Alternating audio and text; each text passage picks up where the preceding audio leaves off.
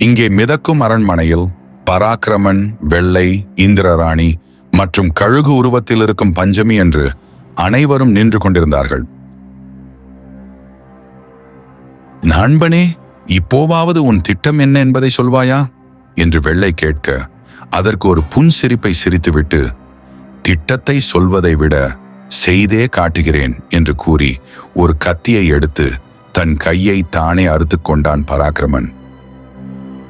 இதை பார்த்ததும் வெள்ளை அதிர்ந்து போய், நண்பனே, என்ன செய்கிறாய் என்று தெரிந்துதான் செய்கிறாயா? உன் ரத்தம் இங்கே சிந்தினாள், அந்த பாதாள பேய்கள் இங்கே வந்துவிடும் என்று சொல்லிக் கொண்டிருக்கும் போதே அங்கே அந்த பாதாள பேய்கள் வந்தது.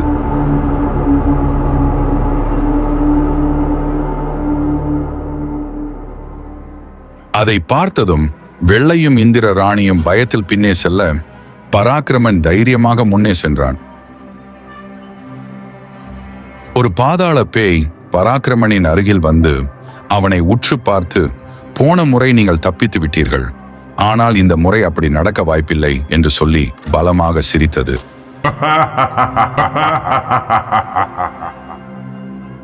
இந்த முறை பராக்கிரமன் பாதாள பேய்களை பார்த்து பயப்படாமல் அவைகளுடன் பேசத் தொடங்கினான். என் வம்சத்தின் முன்னோர்கள் உங்களுக்கு செய்த துரோகத்திற்கு ஜென்மம் ஜென்மமாக பழிவாங்க காத்திருக்கிறீர்கள். அந்த சமயத்தில் நான் ஒரு முறை இங்கே தனியாக வந்து மாட்டிக்கொண்டேன். பிறகு இதோ இங்கு நிற்கும் என் நண்பன் மூலமாக தப்பித்தேன். ஆனால் நான் இப்போது மீண்டும் உன்னிடத்திற்கு வந்து நானே உங்களை அழைக்கிறேன் என்றால் அதுக்கு என்ன காரணம் என்று யோசிச்சாயா? அதை சொன்னதும் அந்த பாதாள பேய்கள் சற்று யோசித்துவிட்டு, சரி, இங்கே எதுக்கு வந்தாய் என்று கேட்டது. அதற்கு பராக்கிரமன் தன் மனதில் இருந்த திட்டத்தின்படி அந்த பாதாள பேய்களிடம் ஒரு உதவி வேண்டும் என்று கேட்டான். இதை கேட்டதும் அந்த பாதாள பேய்கள் மீண்டும் பலமாக சிரித்தது. உங்கள் வம்சத்தினருக்கு உதவி செய்ததால் தான் நாங்கள் இந்த நிலையில் இருக்கிறோம். இப்போது மீண்டும் வந்து உதவி என்று என் முன்னே நிற்கிறாயே, அது போகட்டும், நாங்கள் உனக்கு உதவி செய்வோம் என்று இப்படி பரிதாபமாக வந்து மாட்டிக்கொண்டாயே என்று மீண்டும் சிரித்தது. அடுத்த நிமிடம் அந்த பாதாள பேய்கள் அவர்களை சுற்றி வளைத்தது. இதை பார்த்ததும் இந்திர ராணியும் வெள்ளையும் பயத்தில் உறைந்து நிற்க, பராக்கிரமன் மீண்டும் தைரியமாக பேசத் தொடங்கினான். பாதாள பேய்களே, நான் வந்த காரணத்தை முழுமையாக சொல்கிறேன். அதற்கு பிறகு எங்களை பழிவாங்குவதா இல்லை உதவி செய்வதா என்பதை நீங்களே முடிவு செய்யுங்கள் என்று சொல்லி காரணத்தை சொல்லத் தொடங்கினான். வெள்ளை அரண்மனையின் முன்னாள் மகாராஜாவான என் தந்தை ஜடாவர்மன் குபேர வம்சத்தின் இரத்த சம்பந்தம் இல்லாத என் அம்மா ருத்ரா தேவியை மணந்ததால் மற்ற குடும்பங்கள் என் தந்தை இறப்பிற்கு பிறகு எங்களை வெறுத்து ஒதுக்கினார்கள். அன்றிலிருந்து இன்று வரை எங்களுக்கு எந்தவித அங்கீகாரத்தையும் கொடுக்கவில்லை. நியாயமாக என் தந்தையின் இறப்பிற்கு பிறகு வெள்ளை அரண்மனையின் மகாராஜா பதவி எனக்குத்தான் கிடைத்திருக்க வேண்டும். ஆனால் என் அம்மாவின் பிறப்பை காரணம் காட்டி இந்த பதவியை எனக்கு கொடுக்காமல் மகாதேவியின் தங்கை மகனான விக்ரமனுக்கு கொடுக்க போகிறார்கள். விக்ரமன் ஒருவன் மட்டும்தான் எனக்கு தடையாக இருக்கிறான். அதே சமயம் இந்த வம்சத்தின் உண்மையான இரத்த வாரிசும் அவன்தான். அவனை நான் இங்கே அழைத்து வருகிறேன் உனக்காக. அவனை கொன்று உன் பழியை தீர்த்து கொண்டால் உங்களின் இத்தனை நாள் காத்திருப்பு வீணாகாது. அதே நேரம் எனது ஆசையும் நிறைவேறிவிடும் என்று கூறிவிட்டு, கடைசியாக எனது ஆசை 7 குடும்பங்களுக்கும் நல்ல ஆட்சி கொடுப்பதில்லை. அந்த 7 குடும்பங்களையும் எனது கட்டுப்பாட்டில் வைத்துக்கொண்டு எனது அடிமைகளைப் போல நடத்த வேண்டும் என்பதுதான் எனது ஆசை என்றான். இதை கேட்ட பாதாள பேய்கள், நாங்கள் ஏன் பழிவாங்க விக்ரமன் வரும் வரை காத்திருக்க வேண்டும்? இப்போதுதான் இங்கே நீ இருக்கிறாயே என்றது. ஆம், நீ சொல்வது சரிதான். என்னை கொன்று உங்கள் பழியை தீர்த்து கொள்வது சரிதான். ஆனால் உங்களை யார் விடுதலை செய்வது என்று கேட்டு கேள்வியால் மடக்கினான். இதை கேட்டதும் பாதாள பேய்கள் சற்று யோசிக்க தொடங்கினார்கள். இதை புரிந்து கொண்ட பராக்கிரமன் மீண்டும், என்ன பாதாள பேய்களே, ஜென்மங்கள் கடந்ததில் ஒரு குபேர வம்சத்தின் இரத்த சம்பந்தப்பட்டவரின் மூலமாக தான் உங்களின் விடுதலை என்பதை மறந்துவிட்டீர்களா என்றான். அப்படி சொன்னதும் பாதாள பேய்களிடம் சற்று சலசலப்பு ஏற்பட்டது. அதைத் தொடர்ந்து இறுதியாக பராக்கிரமன், நான் வெள்ளை அரண்மனையின் மகாராஜா ஆவதற்கு நீங்கள் எனக்கு உதவி செய்தால் உங்களின் விடுதலைக்கு நான் உதவி செய்வேன் என்றதும் பாதாள பேய்கள் அமைதியாக நின்றது. சிறிது நேரம் கழித்து, நீ சொல்லுவதெல்லாம் சரிதான், ஆனால் உன்னை எப்படி நம்புவது என்று கேட்க, உடனே பராக்கிரமன், நீங்கள் இந்த கேள்வியை கேட்பீர்கள் என்று தெரிந்துதான் இவர்களை நான் இங்கு அழைத்து வந்தேன் என்று கூறி வெள்ளையையும் இந்திர ராணியையும் பார்த்து கூறினான். அப்படி சொன்னதும் வெள்ளையும் இந்திர ராணியும் அதிர்ச்சி அடைந்து, பராக்கிரமன் நல்லவனா இல்லை கெட்டவனா என்று குழப்பத்தில் நின்று கொண்டிருந்தார்கள். பிறகு பாதாள பேய்கள் இவர்கள் யார் என்று கேட்க, உடனே பராக்கிரமன் இருவரின் கைகளை கத்தியால் கீறி அவர்களின் இரத்தத்தை பேய்களிடம் கொடுத்து ருசிக்க சொன்னான். அதைத் தொடர்ந்து பாதாள பேய்கள் இரத்தத்தை ருசித்த அடுத்த நொடி அவர்கள் இருவரையும் பார்த்து பிரமித்து நின்றது. பின் பராக்கிரமன், இந்நேரம் இவர்கள் யார் என்பது உனக்கு புரிந்திருக்கும். இவர்கள் இருவரும் தங்களை இன்னும் யார் என்று உணரவில்லை. அதே நேரம் இந்த இருவரும் குபேர வம்சத்திற்கு எவ்வளவு முக்கியம் என்பதை நான் உனக்கு சொல்லி புரிய வைக்க தேவையில்லை என்று கூறி, உங்களின் முடிவை சொல்லுங்கள் என்று கேட்டான். அவர்கள் இருவரும் யார் என்பதை புரிந்து கொண்ட பாதாள பேய்கள் பராக்கிரமனின் ஒப்பந்தத்திற்கு ஒத்துக்கொண்டார்கள். கடைசியாக பராக்கிரமன் வெள்ளையையும் இந்திர ராணியையும் பார்த்துவிட்டு அங்கிருந்து விடைபெறும்போது ஒரு பாதாள பேய் விக்கிரமனை நில் என்று கூறியது.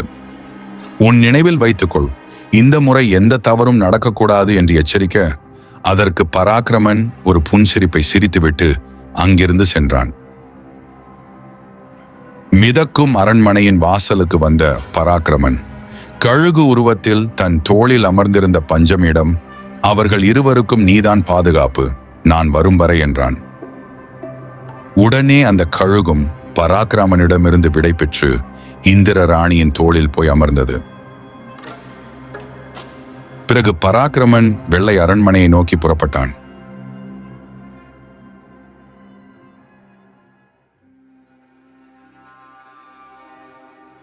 இங்கே இனியனுக்கு அவனது தங்கங்களும் விமானமும் தயாராக இருந்தது. பிறகு அந்த விசித்திர குள்ளர்கள் இடமிருந்து விடை பெற்றுக் கொண்டு அங்கிருந்து வெள்ளை அரண்மனையை நோக்கி புறப்பட தயாராகி கொண்டிருக்கும் போது விசித்திர குள்ளர்கள், இவர்களையும் அழைத்துச் செல்லுங்கள், உங்கள் பாதுகாப்பிற்கு என்றார்கள். இனியன் யாரை அழைத்து செல்ல வேண்டும் என்று கேட்டுக்கொண்டிருக்கும் போதே அங்கு பூமி அதிர்ந்தது. உடனே இனியன் யார் என்று திரும்பி பார்க்க அங்கே 2 பூதங்கள் வந்து நின்றார்கள்.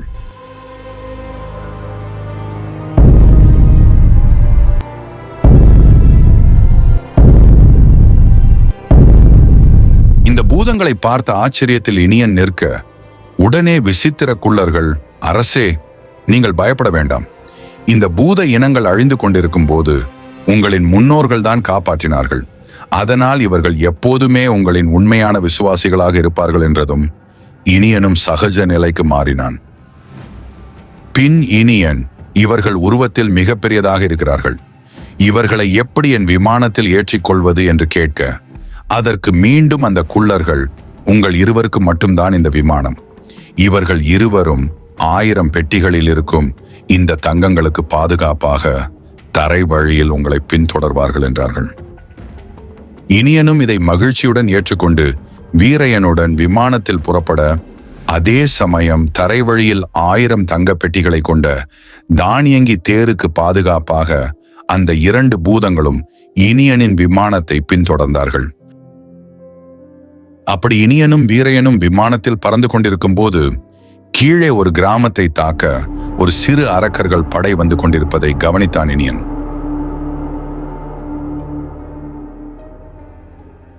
உடனே இனியன் விமானத்தை கீழே இறக்கு, அந்த கிராமம் ஆபத்தில் உள்ளது என்று வீரையனை பார்த்து கூறினான். அதற்கு வீரையன், அரசே, நாம் இதில் கவனம் செலுத்த வேண்டாம், இது நம் பயணத்தின் வேகத்தை தடுக்கும் என்றதும் உடனே இனியன், நான் சொல்லுவதை செய் என்று கட்டளையிட்டான், சற்று கடுமையாக. அதைத் தொடர்ந்து வீரையன் அந்த விமானத்தை கிராமத்தை நோக்கி தரையிறக்கினான். அந்த கிராமத்து மக்கள் அந்த அரக்கர்கள் படையை பார்த்து பயந்து வீடுகளில் ஓடிப்போய் ஒளிந்து கொண்டிருக்கும் போது இனியனின் விமானம் கிராமத்தின் மையத்தில் தரையிறங்கியது. பின் இனியன் விமானத்திலிருந்து இறங்க முயல உடனே வீரையன், அரசே, நீங்கள் இறங்க வேண்டாம், நிலைமை எப்படி என்பது தெரியாது, இந்த விமானம் ஒன்று மட்டும்தான் நாம் தப்பிப்பதற்கான ஒரே வழி, அதனால் நான் முதலில் இறங்குகிறேன் என்று சொல்லி வீரையன் மட்டும் கீழே இறங்கினான். அதை புரிந்து கொண்ட இனியன் வீரையனின் பாதுகாப்பிற்கு அந்த 2 பூதங்களையும் அழைக்க உடனே அந்த பூதங்களும் அந்த கிராமத்திற்கு வீரையனின் பாதுகாப்பிற்கு வந்தது. பிறகு வீரையனும் அந்த பூதங்களும் அந்த அரக்கர்களை கடுமையாக தாக்கினார்கள். ஒரு கட்டத்தில் வீரையனின் ஆயுதம் தவறி கீழே விழ அதை பார்த்த இனியன் தனது ஆயுதத்தை, அதாவது குபேரனின் ஆயுதத்தை வீரையனுக்கு கொடுக்க, அதன் பின் வீரையனுக்கு அந்த அரக்கர்களை தாக்குவது மிக எளிமையாக இருந்தது. பின் வீரையனின் கடுமையான தாக்குதலால் அந்த சிறு அரக்கர்கள் கூட்டம் பின்வாங்கி ஓடியது.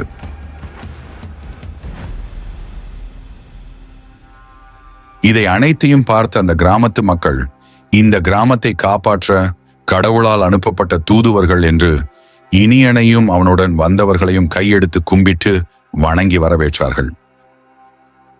பின் இனியன் விமானத்திலிருந்து இறங்கி வந்து மக்களுக்கு ஆறுதல் சொல்லிவிட்டு அங்கிருந்து புறப்பட முயல அங்கிருந்த மக்கள் இனியனை தடுத்து எங்களுடனே இருங்கள் என்று வேண்டினார்கள். இது இனியனுக்கு தர்ம சங்கடமா இருந்தது.